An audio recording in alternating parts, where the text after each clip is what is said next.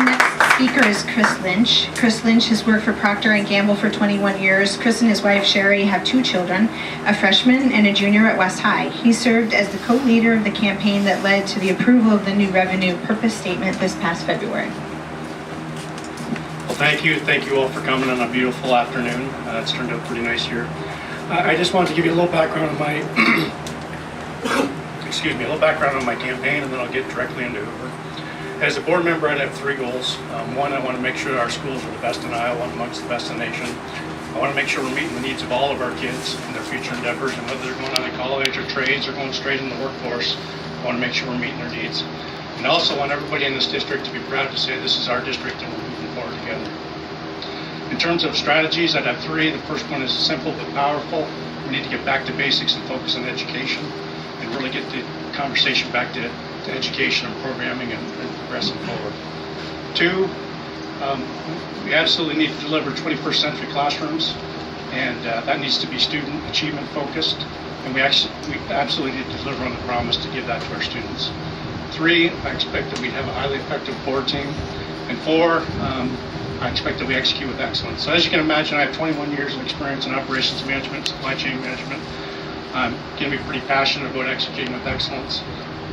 On the operational side, I want us to focus on maximizing the dollars in the classroom.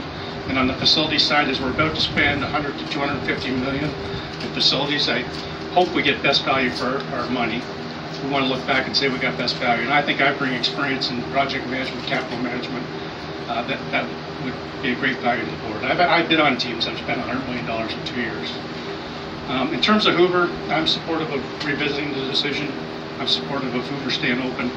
And really two primary rationales. I've been working with the school board activities for the last 10 years. I started with the opening of Van Allen.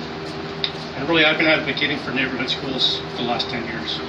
And I think this becomes a fundamental neighborhood school question. And there's no doubt that Hoover is a neighborhood school. There's no doubt it's very walkable. Look at the map. I saw one of the blogs with the satellite map. Look at the map. There's lots of houses here. And you know, communities regenerate themselves. So if you think about busing as a good indicator, our elementaries in this district have between 0 and 6 buses, and there's only 1 bus coming to Hoover. So for me, you can check the box on neighborhood schools. The second thing is, from a fiscally responsible standpoint, I have absolutely no problem driving fiscal accountability. In fact, I think I bring a skill set that will make that happen.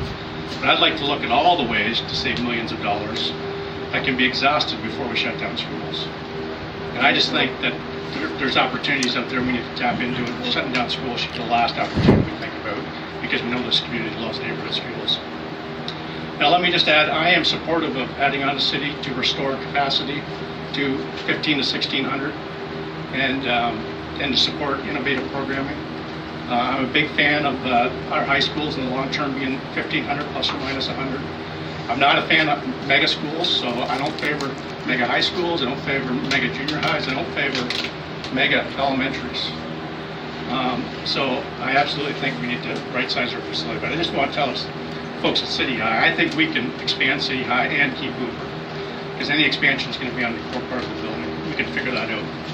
We've also had 1,600 kids at City in the past. So just a little advice I'd pass on in my time working with school board activities to the Hoover parents.